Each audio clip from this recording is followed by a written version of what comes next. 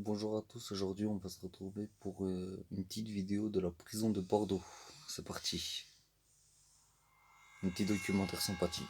Construite dans les années 70, la prison de Bordeaux-Gradignan est entourée d'un mur d'enceinte de 6 mètres de haut, de chemins de ronde, de grillages et de barbelés. Une structure dominée par 3 miradors, surveillée par des agents armés. La prison paraît inviolable, une vraie forteresse. Pourtant, des images filmées depuis l'intérieur montrent une toute autre réalité. Des vidéos exclusives tournées il y a 2 ans que des surveillants ont accepté de nous décrypter. Les radars restent confiants, les projections. Ça tombe plein pot là dans les filets.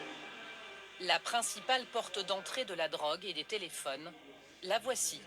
C'est la cour de promenade elle-même.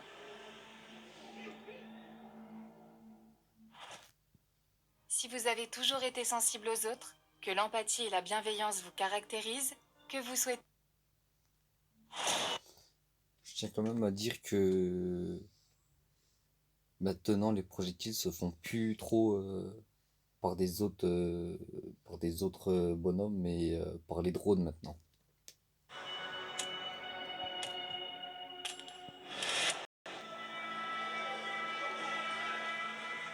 Là, vous voyez, c'est un sac qui contient toute une série de projections qui ont été récupérées. Et c'est comme si vous alliez faire vos courses en fait, hein. Vous sortez d'un grand magasin, ça contient peut-être de la drogue, de la viande. Tout le monde se fait plaisir en fait. On est détendu, comme si de rien n'était. Ils se cachent même pas, en fait, ils consomment. Et pendant qu'ils fument, ils nous font pas chier tout simplement. Ça, c'est des petites bouteilles de yop qui sont remplies d'alcool fort, de vodka, de whisky. Voilà, et l'apéro il est fait, on le voit. La cour est pourtant bien recouverte de filets destinés à empêcher ces projections. Mais ces derniers sont troués, au point qu'une colonie de pigeons y cohabite avec les détenus. Une partie des filets ont été percés avec des cailloux, avec des objets tranchants. Les filets sont complètement en lambeaux en fait. Les colis lancés depuis l'extérieur s'agglomèrent sur le dessus du filet. Les détenus n'ont plus alors qu'à les pousser vers les trous. Comme à la fête foraine, à l'aide de bouteilles ou d'un ballon de foot. Ce ballon ne sert qu'à récupérer les colis. Là, vous voyez, il récupère le colis. Il regarde ce qu'il y a dedans. Les projections de colis se font très souvent au début des promenades. Et tout ça, c'est coordonné. Il leur faut le temps de récupérer, c'est organisé, et rien n'est fait au hasard en fait. Une organisation méthodique, orchestrée notamment par cet homme en blanc. C'est le parrain. C'est Tony Montana sur la cour de promenade. Extrêmement respecté, extrêmement redouté sur Gradignan. Il gérait une bonne partie des projections et des trafics en détention. Il passe commande, hein, tout simplement, et les projections vont pas tarder à arriver. Avant, il n'y avait pas de trafic de stupéfiants à tel niveau. Là, les prisons sont devenues des points de deal. Ici, là, ils sont en train d'effriter le cannabis. Ce sont des réseaux, hein, des groupes de détenus qui gèrent les cours de promenade, les trafics, les business. C'est une petite mafia sur la cour de promenade. On peut rien faire. On a interdiction d'intervenir sur les cours de promenade. On est spectateur de la situation. On peut pas. Ils sont trop nombreux. On ne peut rien faire. Les surveillants ne peuvent intervenir que dans les cas extrêmes, sur ordre du directeur et avec une équipe spécialement formée. Cette cour de promenade où tout semble permis, nous voudrions la voir. Nous avons donc fait une demande de tournage auprès du ministère de la Justice. Donc je vous dis que dans les 6 mois, là, ce sera pas possible. C'est-à-dire que dans 7 mois, ce serait possible? Moi, j'en sais rien, ça, je peux pas vous le garantir non plus. Hein, là. Parce que de toute façon, nous, le reportage, on va le faire, en fait. Ah bah, écoutez, faites-le. Vous allez le faire avec qui? Bah, on va... Pas en établissement pénitentiaire, en tout cas. Pas avec nous, alors. Le ministère ne nous ouvrira effectivement jamais les portes du centre pénitentiaire de Bordeaux-Gradignan. Seule option pour y accéder, suivre un député ou un sénateur. Une loi les autorise à inspecter à tout moment les prisons, accompagnés de journalistes. Bonjour, Alain David, député de la Gironde. Je souhaite visiter cet établissement. Pendant notre attente, le surveillant va se montrer plutôt bavard. C'est une prison qui fonctionne bien, vous avez tout ce dont vous avez besoin. Du tout, pas du tout. Il y a des drones qui arrivent, il y a tout. Il y a des projections, des fois c'est à manger, et les produits stupéfiants beaucoup. Juste devant le poste de sécurité du surveillant, circulent librement des détenus. Ils sont en semi-liberté, c'est-à-dire qu'ils ont quartier libre quelques heures par jour pour préparer leur réinsertion avant de retourner la nuit en prison. Ce détenu rentre justement, mais pas les mains vides. Ce matin, j'ai ramené 10 grammes, et là, je ramène 2 grammes en plus, ça fait 12 grammes. Comment tu fais là pour rentrer avec... C'est simple, j'arrive, il me fouille pas, je passe entre les portiers, et le shit, ça sonne pas. De l'aveu même du directeur, la drogue serait omniprésente dans la prison. Ça arrive de partout. Ça arrive par les parois, ça arrive aussi par d'autres moyens. C'est une quantité très importante. Je ne donne pas des chiffres. On est sur quelques petits kilos, si j'ai pu dire, sans mauvais jeu de mots, de produits stupéfiants. Mais on démultiplie Ça veut dire qu'on peut se droguer en prison, quoi. Ça veut dire, monsieur le député, que la prison, elle n'est pas totalement sous cloche. C'est pas hermétique, Il y a une certaine c'est sûr. porosité. Nous demandons à voir la fameuse cour de promenade où les vidéos ont été tournées. Oh là. Avec ces fameux filets qui ont depuis été remplacés avec une matière plus résistante. Il en faut plus pour dissuader les détenus qui n'hésitent pas à récupérer les colis hors de la cour en escaladant. Ah, allez, merci. Doucement, monde. Le détenu n'a pas de gants, n'a pas d'équipement, peu importe, il y a une telle pression, il faut absolument récupérer les colis. Il va dans le chemin de ronde, c'est pas pour s'évader, c'est pour récupérer les colis parce que les patrons du trafic lui ont demandé d'aller le faire. Vous descendez du grillage. Descendez. Il lui explique où aller. Il va lui faire signe, plus par là-bas, plus par là-bas. Tout ce qu'on sait faire, c'est leur demander de descendre. C'est envoyer des gens derrière qu'il faut, pour les menotter, pour les récupérer, être réactif. L'individu est en train de réintégrer la promenade. Je répète, l'individu est en train de réintégrer la promenade. Quand on sort d'un mur, c'est pour s'évader. Ben non, lui, sous la pression, il a juste été récupérer les colis. Pour échapper au contrôle une fois les colis récupérés, les détenus utilisent ces bouts de tissu accrochés aux barreaux des cellules. Ils pullulent dans la cour de Bordeaux-Gradignan. On appelle cela des yo-yo.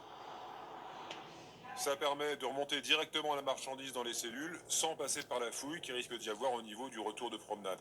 Et ça permet de livrer et de cacher directement dans les cellules. Là, t'as encore un téléphone qui va remonter avec du stup dans une chaussette noire. Les mêmes techniques sont utilisées dans les 186 prisons de France.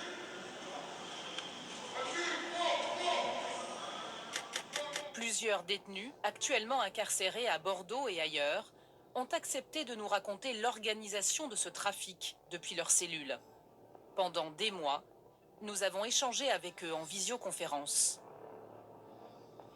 Ce détenu, qu'on appellera le livreur, se présente comme un as du yo-yo. Tu veux danser? On est déjà reliés, en fait. Ah, c'est bon, on est branchés déjà. Pour éviter une fouille où seraient découvertes de grosses quantités de drogue, le livreur n'a jamais de stupéfiants dans sa cellule. Il dispose de ce que les détenus appellent un garage. Un garage, c'est quelqu'un qui garde des choses illicites, qui interdit, qui rapporte des problèmes. Un garage, c'est un détenu qui n'a pas d'argent, qui est faible, on va dire. C'est le garage qui garde la drogue, c'est le garage qui garde l'argent, c'est le garage qui garde la somme. Une sorte de pièce qui permet aux trafiquants de stocker leurs marchandises et de ne pas se faire attraper en cas de fouille. Celui que nous appellerons le prof organise différents trafics et maîtrise toutes les combines de la prison. Mais au moins, s'il arrive une fouille comme il s'est passé, c'est lui qui a la responsabilité du téléphone. C'est lui qui prendra le CRI, rapport d'incident, détention. Tous les jours, il y a 3 cellules qui sont fouillées. Finalement, ça fait un roulement de 1 mois et demi sur chaque cellule tranquille. Moi, admettons qu'aujourd'hui, on vient me fouiller. Je sais que normalement, on va dire dans 5 à 6 semaines, je vais être fouillé. Dans 5 à 6 semaines, mon téléphone au garage. Même lors d'opérations massives où la police prête main forte aux agents pénitentiaires, les détenus disent avoir la parade. Et par rapport aux fouilles de cellules qui ont lieu d'habitude, c'était plus impressionnant, c'était plus massif? Il faut tout, il faut tout. Sauf que le problème, c'est que nous, on y vit. On vit dans 9 mètres carrés. Eux, ils viennent, ils ont une image en tête, mais ils vivent pas dedans. Nous, on y vit. On va le cacher dans le matelas, on va le cacher dans les habits. Un business qu'on dissimule parce qu'il rapporte. Quand on vend de cannabis, dehors, ça vaut entre 300 et 500 euros dehors, d'accord? En détention, c'est entre 1005 et 2000 euros. Comme à l'extérieur, le trafic de drogue a sa hiérarchie, avec ses petites mains et ses barons. Une hiérarchie sans pitié. Allez, ça bastonne pour Est. C'est simple, tu balances, on te croise, on t'éclate la tête. Un trafic où des clans s'affrontent pour avoir le contrôle du marché sur la prison. Ouais, j'ai vu des gens, ils descendent dans le combat, je les ai plus jamais revus. Il y a un tel trafic en détention que c'est inévitable. Le problème, c'est que les matons, ils sont sous-effectifs, souvent. On préfère qu'ils règlent leur compte sur la cour de promenade plutôt que les étages explosent. En prison, un autre business génère autant de violence que la drogue. Celui des téléphones portables, car ils sont la pièce maîtresse de tous les trafics.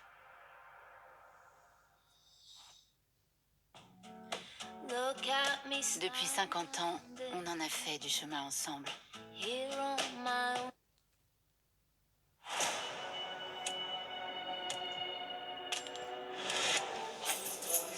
levez, s'il vous plaît? Laissez encore. Ça fait longtemps que vous êtes dans cette situation-là? Ouais, ça fait un petit moment quand même. J'ai fait 17 ans. Depuis 2021, toutes les cellules sont équipées de cabines téléphoniques, comme ici, à Bordeaux-Gradignan. Vous arrivez à communiquer? Ouais, impeccable, la cabine, tout fonctionne bien. Je ne vais pas vous demander si vous avez des téléphones portables, mais... Ouais, mais si même si on en a, on peut le dire. 4 étages plus bas, lors des promenades, les téléphones sont partout. Comme si la cour n'était plus qu'une immense cabine téléphonique permettant l'organisation des trafics.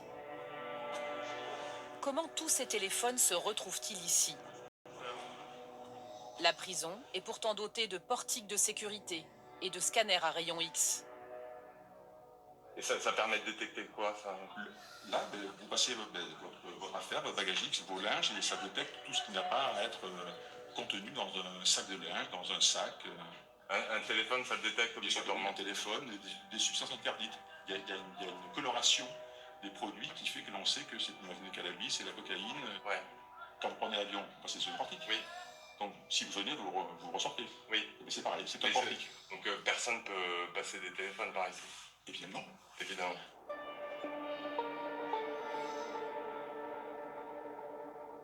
En quelques clics, nous trouvons pourtant des sites spécialisés dans la revente de téléphones qui seraient indétectables aux portiques des prisons. Site spécial détenu, 100% détenu.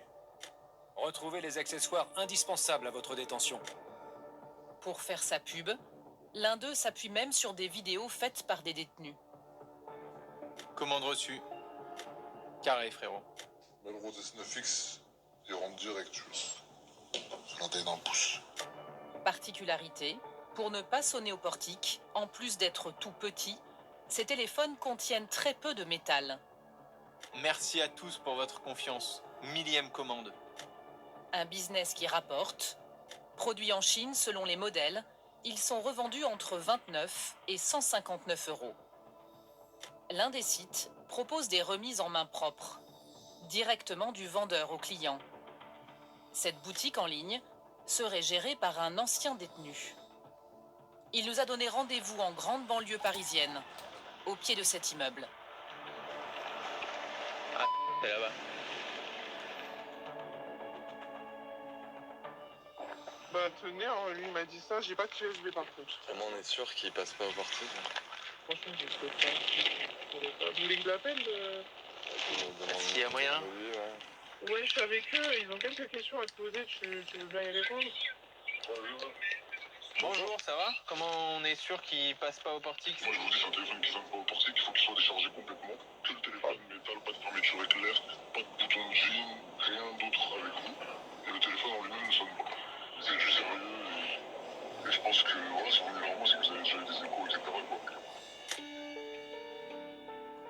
D'après ces documents, ce business aurait rapporté aux propriétaires de ce site 150 000 € en 2023.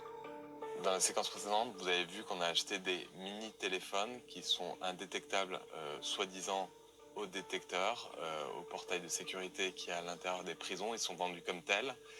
Donc nous, on va chercher à vérifier si c'est vraiment le cas. Donc là, vous avez le téléphone standard qui est vendu aux alentours de 30 €. Et là, vous avez un smartphone plus complexe, où il y a Internet, où il y a de la connexion. Pour avoir un élément de comparaison, c'est à peu près de la taille d'un briquet. Donc là, on va se rendre dans la prison de Bordeaux-Gradignan pour une visite. Et on va aller voir si on arrive effectivement, sans difficulté, à rentrer sans sonner au portique. Vous avez un téléphone portable?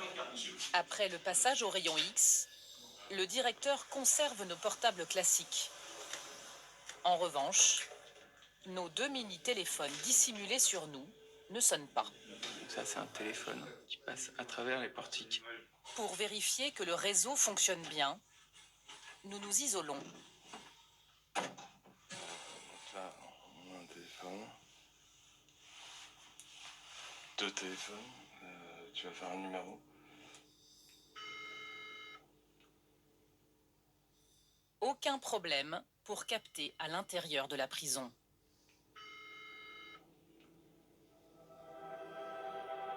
Le contrôle de sécurité que nous avons passé est celui que franchissent les familles des détenus lorsqu'elles se rendent au parloir. Il n'y a pas en fait de contact physique entre la personne qui est visitée et la famille. Il n'y a pas de contact physique. Je viens de le dire en fait. Donc, C'est pourtant grâce au contact physique au parloir que celui que nous appellerons le receleur fait entrer ses téléphones et se constitue un petit magot. Moi, je dirais, si c'est un bon mois ou quoi, je peux tourner autour de 4 000 € J'achète des téléphones dehors et je me les fais venir ici, en gros. Ça peut être une dizaine. Et après, je les revends. Ça rentre par le parloir, ça, parce que c'est des téléphones qui ne sonnent pas au portique. Le directeur regrette l'absence de brouilleurs dans la prison. La technique qu'offrent les brouilleurs, aussi bien pour la téléphonie mobile que pour les drones, permettrait donc de diminuer considérablement et consubstantiellement la situation. Aujourd'hui, les drones sont un véritable fléau. Et les drones, aujourd'hui, ont quasiment remplacé les projections. Mais là, avec les drones, ce qui est bien, c'est que on peut le faire venir jusqu'à devant notre cellule. Voilà, donc le drone, c'est ce que je vous disais tout à l'heure. Grâce au drone, le receleur peut introduire des téléphones qui sonneraient au portique. Tu vas me dire un iPhone 7, un iPhone 8. Si tu as de l'argent, tu veux un iPhone 11, un 12, un 13 ou un 14, il n'y a pas de problème aussi pour ça. J'achète le téléphone au prix de dehors, il m'aura valu 100, 150 € le téléphone. Ça, après, pour me la livrer à moi, dans ma cellule, c'est pas un problème, ça. Et après, moi, je te le revends 350. Ça veut dire un bénéfice aller de 200 € par téléphone. Pour organiser son trafic, le receleur peut notamment compter sur celui que nous appellerons l'avionneur. Ce dernier gère un business de livraison de produits illicites par drone, depuis sa cellule. À l'extérieur, il a toute une armée de dronistes. Mais tout ça depuis l'intérieur de la prison. Bien sûr. C'est ma spécialité, moi, on m'appelle le roi des drones. Drogue, téléphone, shampoing, entrecôte, dorade. L'avionneur est à la tête d'une petite PME clandestine qui emploie 12 dronistes qu'il appelle ses petits. C'est mes petits, ils ont 14 ans, 15 ans. Ils sont mineurs. J'ai 12 drones maintenant. Et je livre dans à peu près 7 prisons dans toute la France. Nous avons pu rencontrer un de ces pilotes qui livre dans les prisons. Il ne sait pas qu'il est filmé. Moi, je calcule pas ce qu'il y a dedans. Moi, il m'envoie, je prends, il est déjà prêt, leur paco. J'ai ma pesette, je vous vérifie que ça fait moins de 350 grammes. Et je le livre, moi, je m'en fous de ce qu'il y a dedans.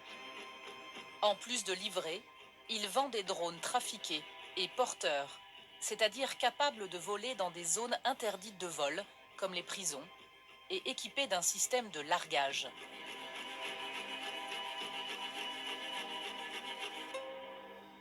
Appuie encore. Là, ça l'ouvre. D'accord. Vas-y, remets-le. Voilà, là, ça va tomber. D'accord. Le vendeur nous explique ses techniques pour survoler les prisons et échapper à la police. Il faut que tu sais faire, c'est simple. Bah attends, je vais te montrer sur mon téléphone. Je vais sur Google Maps avant chaque prison. Je mets un repère sur la prison.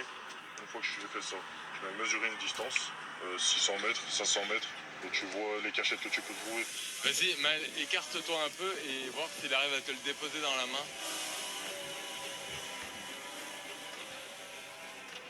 En gros, en général, t'es au téléphone avec la personne, et dès qu'elle te dit lâche, bah, tu lâches. Un jeu d'enfant qui rapporterait gros. Le plus gros qu'on m'a demandé, c'était 14 paquets de 400 € pour 6 000 € à Besançon. Donc le colis de 350 grammes, tu mets une plaquette et un iPhone, un chargeur et un bloc prise. Je l'ai fait à 350 € le colis. Souvent les gens ils ne prennent jamais un colis en fait. Ils prennent 3, 4, on s'en monte vite après. Par mois, il affirme pouvoir gagner entre 25 000 et 40 000 euros. Des sommes à des années-lumière des revenus dégagés par les surveillants. Plusieurs affaires de gardiens corrompus ont récemment fait la une des journaux. Surveillant de prison condamné pour corruption en Gironde. Trafic d'alcool, de stupes et de parfums. 6 surveillants de prison bientôt mis en examen. Du jamais vu. Champagne, téléphone. Un ex-directeur de détention de la prison de Fresnes emprisonné pour corruption.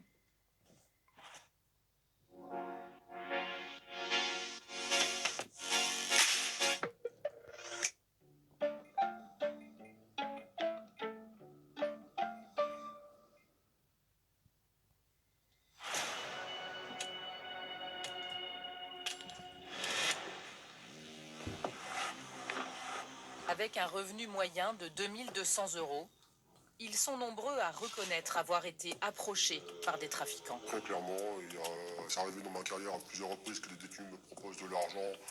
J'étais jeune surveillant à l'époque, c'était période de Noël, donc on ne me connaissait pas, donc les détenus m'ont testé. Il m'a dit, surveillant, à Noël, besoin d'argent, j'ai réagi de manière extrêmement virulente, parce qu'il était hors de question qu'on me prenne pour ce que je ne suis pas. Donc, le détenu a compris, je lui ai dit clairement, fais passer le message à tout le monde, je ne suis pas comme ça. Si vous tombez là-dedans, vous ne valez pas mieux que les gens que vous gardez. On ne peut pas faire une mi-temps dans chaque camp, faire le gardien le matin et voyou l'après-midi.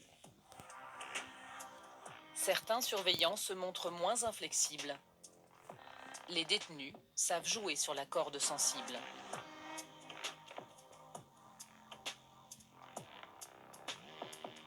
Une surveillante, elle est seule à gérer 40 détenus. Malheureusement, elle a peut-être 3 enfants, elle gagne 1500 € par mois. Tu lui rajoutes 500 € en plus dans sa paye, ça fait 2000. Elle pense à ses 3 enfants. Elle va te dire, non, tu comprends, mais à force, 500 €, elle va pas vouloir, 700, elle te dit oui. Cette minorité de surveillants qui craquent, les détenus leur ont même donné un surnom. En prison, on l'appelle ASS. En arabe, ça veut dire ASS, ça veut dire regarder, tu vois, surveiller. Tu vois, c'est un mot un peu familier, t'as compris, ça veut dire que t'es un entrée surveillant. Surveillant, ça veut dire qu'il est corrompu, il travaille pour toi. Pour parvenir à leur fin, les détenus exploitent la moindre faille. Si vous êtes fatigué, si vous avez des addictions, si vous avez des faiblesses, si vous avez des besoins, ils savent vous faire parler, ils savent vous mettre à l'aise. Ça peut commencer tout simplement en vous proposant bonjour surveillant, comment tu vas, le tutoiement, on propose un café, on met à l'aise les gens, on les met bien, comme on dit. Gilles est tombé dans le piège. Il n'encaisse plus la violence de la prison.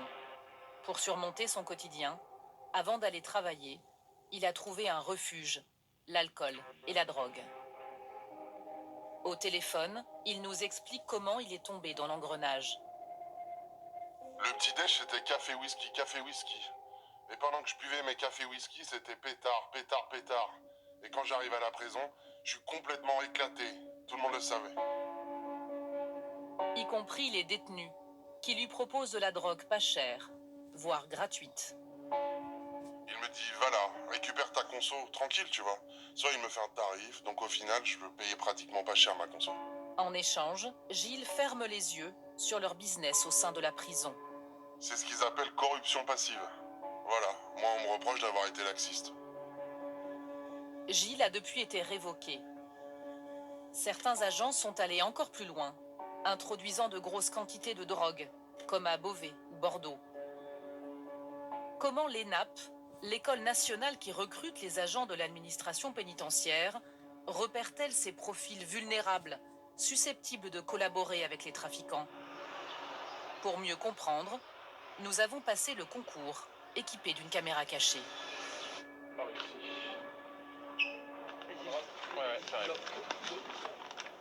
Après avoir réussi les écrits, nous sommes convoqués à un entretien destiné à tester notre probité.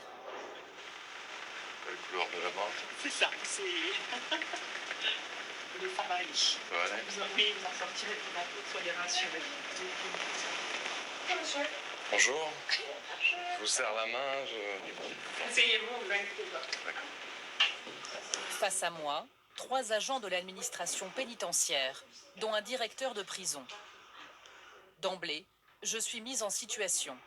Dans l'une des cellules sous ma responsabilité est incarcéré un de mes amis. On vous interpelle, il vous explique pour le massage du courrier le matin, il oublie de mettre une carte d'anniversaire pour son fils, donc c'est l'anniversaire 2 jours après. Et il vous demande, dis-moi, est-ce que en sortant de 13h, tu peux poster ça vite fait, histoire que mon fils ait sa carte d'anniversaire en temps et en heure. Ah bon, C'est une carte d'anniversaire, l'enveloppe est toute verte. Oui, mais non. Pendant 30 minutes, le jury enchaîne les questions pièges. Au revoir. Merci. Des situations en apparence anodines, mais qui peuvent pourtant se révéler le début d'un engrenage infernal que maîtrisent parfaitement les détenus.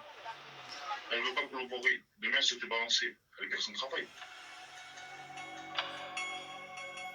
Ils ont commencé à vous piéger. Ils ont forcément des preuves. Ils ont peut-être eux-mêmes des vidéos ou des enregistrements. Je ne sais pas si vous font chanter. Les détenus gagnent dans tous les cas. Ou bien vous coopérez, ou bien ils vous dénoncent et obtiennent même une récompense. Vous voyez, en prison, il y a des remises de peine exceptionnelles. Le détenu, il balance, on va lui donner 6 mois de remise de peine, et ça y est, il a tout balancé, c'est fini. Le surveillant de perquisition, il attend le travail, les fonctions d'espiègle, il doit retrouver des téléphones. D'autres ont recours à des méthodes de pression plus agressives. Demain, je sais, voilà, elle ne veut pas collaborer, je la menace chez elle. Des menaces de mort, des menaces de... Je vais te frapper ou je vais t'envoyer des gens. Cette escalade, c'est celle qu'a connue une surveillante de la prison de Meaux. Un détenu sur le ton de la plaisanterie lui demande de faire libérer un de ses copains. Rapidement, les blagues se font plus insistantes.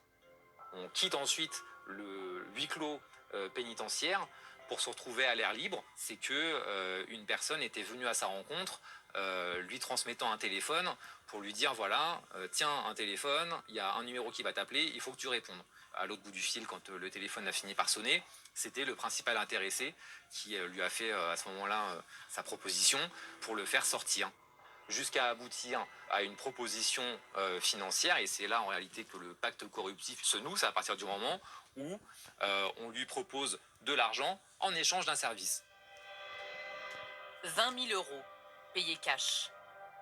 Car cette surveillante est aussi greffière pénitentiaire. Les détenus peuvent lui faire une demande de remise en liberté qu'elle doit transmettre au juge dans un certain délai. S'il est dépassé, le détenu est obligatoirement libéré. Quand elle a pris conscience de la gravité en fait de ce qu'elle s'apprêtait à commettre et qu'elle a voulu faire machine arrière, il est trop tard. Parce qu'à partir du moment où sur le principe elle a accepté et qu'elle a pu mettre le doigt dans l'engrenage, après c'est fini, elle est piégée et le piège se referme. Là tu nous dis que tu veux plus le faire, mais en fait tu vas le faire quand même. Et si tu le fais pas, on connaît ta famille, on sait où elle habite, il peut t'arriver des problèmes. Terrorisée, la jeune surveillante obtempère. Quand le détenu lui donne sa demande de remise en liberté, elle ne la transmet pas au tribunal. Elle la jette à la poubelle. Le juge se retrouve contraint de libérer le détenu, un puissant baron de la drogue. La greffière pénitentiaire a été suspendue en attente de son jugement. Elle risque 10 ans de prison.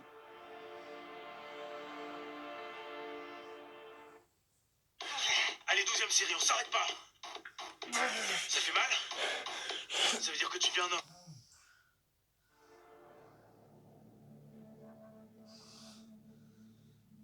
À force de corrompre et de menacer, les réseaux de la drogue prennent peu à peu le contrôle des prisons.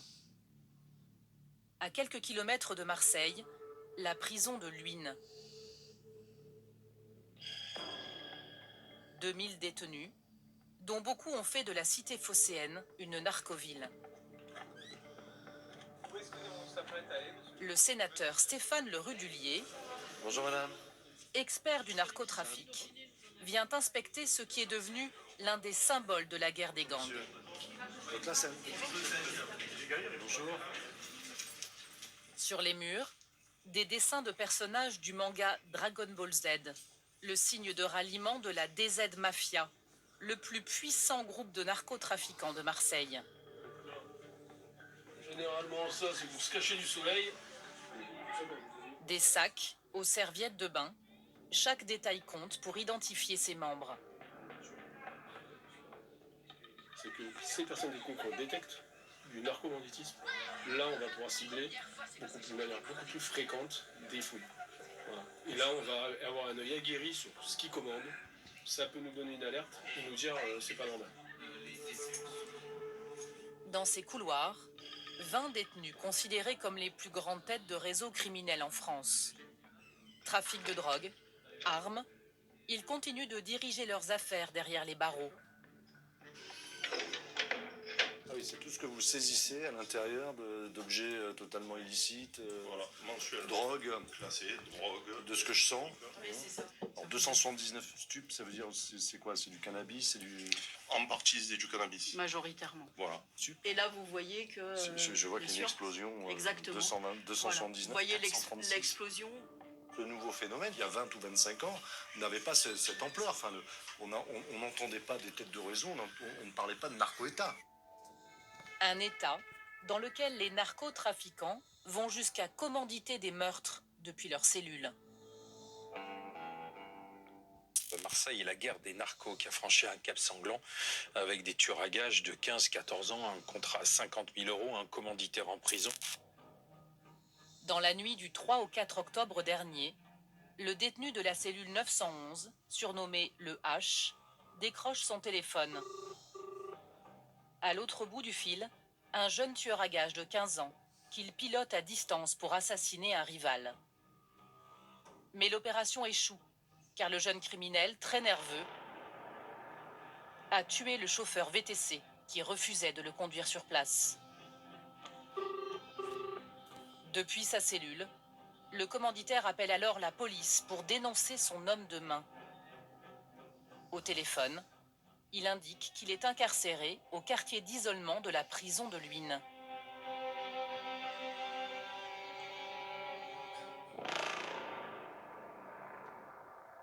Les surveillants organisent alors une fouille approfondie de sa cellule. Alors, de la fouille de la cellule, il nous a remis de lui-même un téléphone et une carte SIM. On ne s'est pas arrêté là, on a continué une fouille initiale de la cellule. Donc, on a retrouvé vraiment un magasin de bricolage dans chaque cellule, de quoi scier les barreaux, une carte SIM qui était emballée dans du cellophane et qui était cachée dans le ponytail. Et il me dit lui-même que c'est lui qui approvisionne le circuit d'activité. Comment ce narcotrafiquant a-t-il pu agir en toute impunité depuis le lieu le plus sécurisé de la prison? Notre quartier d'isolement, c'est une véritable passoire. Une nouvelle fouille suite à cette affaire-là a été organisée et on y a retrouvé 4 téléphones portables. Des prisons passoires où les armes blanches circulent partout, comme le montrent ces images, même dans certains établissements récents. Pour le vérifier, nous avons acheté ces 2 couteaux et les avons introduits via les portiques d'entrée d'un parloir, sans encombre. Voilà ce qu'on peut introduire.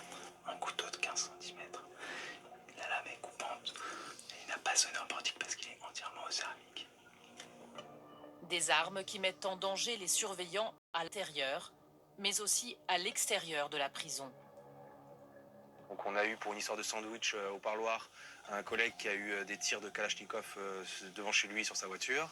On a eu un encadrant ils ont percuté sa voiture à quelques centaines de mètres de la prison pour tenter de le mettre dans un coffre et l'amener dans la cité. On a eu une collègue qui a été mise sous protection policière pendant une quinzaine de jours puisqu'elle a été suivie suite à des problèmes au niveau de la détention. Un système carcéral à bout de souffle. Ces 3 dernières années, les agressions de surveillants ont quasiment doublé. Près de 5000 victimes, plus d'un agent sur 10. Des chiffres inquiétants sur lesquels ni l'actuel ministre de la Justice, ni son prédécesseur n'ont souhaité s'exprimer.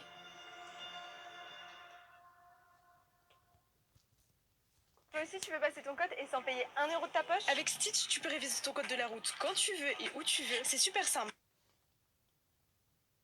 Voilà, donc cette vidéo touche à sa fin. Merci de liker, vous abonner et partager. Au revoir.